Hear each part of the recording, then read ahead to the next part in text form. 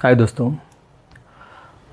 कुछ दिन बहुत ही ख़ास होते हैं, जैसे आपका जन्मदिन, आपके नियर एंड डियर वंस का जन्मदिन।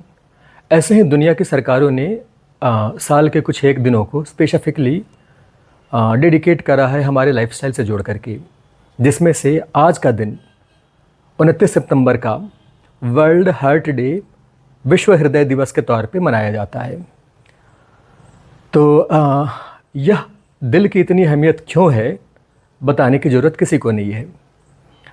फिर ज़िंदगी में हर किसी ने कभी न कभी हार्ट अटैक या दिल के एरिया में दर्द को ज़रूर महसूस किया होगा। तो हमारा डिस्कशन आज होएगा ब्रोकन हार्ट सिंड्रोम नाम की बीमारी पे। मैंने भी डिस्पाइट बीइंग अ डॉक्टर और अ सर्जन और अ न्यूरोसर्जन, मैंने भी इस बीमारी के बारे में रिसेंटली ही सुना जब मैंने अपने एक रेडियोलॉजिस्ट कलीग से चर्चा की। तो यह बीमारी कितनी कॉमन है, इसका अंदाज़ा इसी से लगा सकते हैं कि लगभग 2 से 5% लोग जो दुनिया में ग्लोबल लेवल पे दिल के दर्द के साथ प्रेजेंट करते हैं क्लिनिक्स में, लेफ़्ट साइड में पेन होने के कारण के साथ, उनके 2 से 5% लोगों में यह ब्रोकन हार्ट सिंड्रोम पाया जाता है। अब ब्रोकन हार्ट सिंड्रोम के फीचर्स क्या होते हैं? तो इसके लक्षण होंगे बाईं तरफ सीने में दर्द होना, जो बिल्कुल हार्ट अटैक के दर्द को मिमिक करेगा। घबराहट महसूस होना, पसीने आना, सांसों का फूलना या चक्कर आकर गिर जाना। ये सारी पिक्चर्स, ये सारे के सारे लक्षण बिल्कुल दिल के अटैक, हार्ट अटैक को मिमिक करेंगे ही करेंगे। लेकिन इनका प्रेजेंटेशन एक तौर पे पिक्यूलियर होता है कि इसमें पेशेंट को पहले से दिल की कोई बीमारी नहीं होती है, ना बीपी की शिकायत होती है, ना इसके पहले उसे कभी हार्ट अटैक के लक्षण आए रहते हैं। तो क्लिनिकल हिस्ट्री इसमें पेशेंट क्या देगा? पेशेंट देगा कि उसके पास एकाएक कोई गुड न्यूज़ आ गई, जिसको स्ट्रेसर कहते हैं, या एकाएक कोई बैड न्यूज़ आ गया, या कोई एक चाहने वाला ना रहा, जैसे कोई पेट ना रहा, या फिर कोई सगे संबंधी की मृत्यु हो गई, या फिर कुछ लोगों में इवन एट पब्लिक स्पीकिंग, कि वो समाज में या लोगों के सामने स्टेज पे बोलने जा रहे हैं, उसके वक्त में उनको इतना ज़्यादा स्ट्रेस हो जाएगा कि उन्हें दिल में दर्द होना शुरू हो जाता है। तो these are called the stressor events और स्ट्रेसिंग फैक्टर्स। तो breakup, good news, bad news, public speaking और any kind of emotional stress. अब ये स्ट्रेस क्यों इंपॉर्टेंट है? तो हमारे शरीर में एक ग्लैंड होती है जो गुर्दों के ऊपर या किडनीज़ के ऊपर छोटी छोटी ग्लैंड्स होती हैं दोनों तरफ, जिनको हम एड्रिनल ग्लैंड कहते हैं।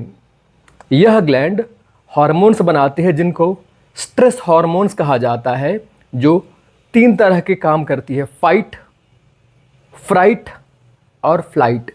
सामने शेर आ गया तो हम उसे लड़ें, डरें या भागें। यह तीनों ही हालत में यह हार्मोन अपने हार्मोन्स बनाएगी, यह ग्लैंड अपने हार्मोन्स बनाएगी, ब्लड में रिलीज़ करेगी, और रिलीज़ किए हुए यह हार्मोन हार्ट में पहुंचेंगे और हार्ट को जल्दी जल्दी बीट करने के लिए मजबूर करेंगे। इसमें हार्ट की खुद की ब्लड सप्लाई कम हो जाती है।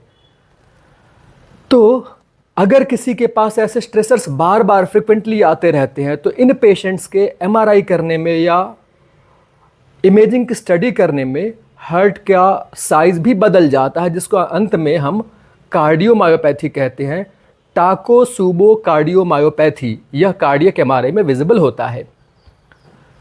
तो वापस पेशेंट का लक्षण रहेंगे कि उसको कुछ दिन पहले एक स्ट्रेसर इवेंट हुआ, या कुछ वक्त पहले स्ट्रेसर इवेंट हुआ, फिर उसके दिल में दर्द हुआ, और फिर इसके बाद उसे घबराहट महसूस हुई, हो सकता है वो फेंट भी कर गया हो। अब ये इनको लाया जाता है डॉक्टर के पास। डॉक्टर इनके कुछ ब्लड की जांच कराएंगे, जिसमें कार्डियक एंजाइम्स बढ़े मिलेंगे, ईसीजी में चेंजेस मिलेंगे। लेकिन अगर ऐसे पेशेंट्स का कोरोनरी एंजियोग्राम कराया जाता है, तो जो हार्ट ब्लॉक हार्ट अटैक में मिलता है, वैसा कोई हार्ट ब्लॉक इसके में नहीं मिलेगा। एमआरआई में टिपिकल एपाइकल बलूनिंग की फीचर्स मिलते हैं, जो कि आपके कार्डियोलॉजिस्ट को पता होगा। तो इस तरह से हमारे बीमारी की पहचान होती है कि यह इसकी पुरानी कहानी रहेगी, ऐसे इसका प्रेजेंटेशन रहेगा, और साथ में इसके ऐसे टेस्ट कराने पर फाइंडिंग्स मिलेंगे। अब क्वेश्चन आएगा, किन लोगों में यह बीमारी होगी? तो यह किसी एज ग्रुप में हो सकती है, पर्टिकुलरली जो लोग पोस्ट मेनोपॉजल होते हैं या जो फीमेल्स होती हैं वो इसके लिए ज़्यादा प्रोन होएंगी। मेल्स में कंपैरेटिवली कम मिलेगा, लेकिन किसी भी एज ग्रुप पे मिलेगा। उम्र बढ़ने के साथ ऐसे ब्रोकन हार्ट सिंड्रोम के मरीज ज़्यादा मिलते हैं।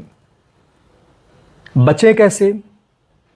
तो बचने के लिए हमारी तरफ, हमारी संस्कृति में, इंडियन मिथोलॉजी में पहले से ही है कि आप सदा खुश रहें, मॉर्निंग वॉक पर जाएं, क्योंकि मॉर्निंग वॉक में जैसे हमारे शरीर के मसल्स का कसरत होता है, वैसे ही हमारे दिल के या हार्ट के मसल्स का भी एक्सरसाइज होता है, वो भी ट्यून्ड होती हैं, वो भी ट्रेंड हो जाती हैं। योगा करें, ब्रीदिंग एक्सरसाइज करें, इन सब से हार्ट का बीट जो होता है या जो उसका पेस ऑफ बीटिंग होता है वो रेगुलराइज होता है।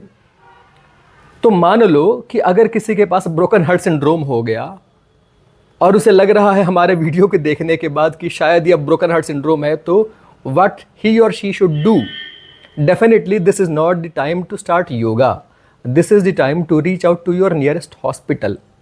वहाँ पर डॉक्टर आपके टेस्ट कराएंगे, पता चला कि यह ब्रोकन हार्ट सिंड्रोम ना हो करके हार्ट अटैक निकला, तो you will be playing with your own life. अगर यह ब्रोकन हार्ट सिंड्रोम निकला तो इसके में एक स्पेसिफिक मेडिसिन होती है जिसको हम बीटा ब्लॉकर कहते हैं, वह दिया जाता है। और अदर मेडिसिन भी होती हैं जो हार्ट की एक्टिविटी को या आपके पाल्पिटेशन के रेट को नॉर्मलाइज करती हैं, वो दी जाती है। Getting back to the basics कि एसेंस क्या है? एसेंस है कि सदा खुश रहें, योग को अपनी दिनचर्या में शामिल करें। ऑल्दो हमारी संस्कृति का जो खाना होता है, जो हमारे परंपरा में जो डाइट होता है वो हेल्दी रहता है, लेकिन उसे अंग्रेजी में मेडिटेरेनियन डाइट के नाम से माना जाता है। Try to follow that Mediterranean diet. सादा जीवन रखें और योग को बिल्कुल इनकॉर्पोरेट करें।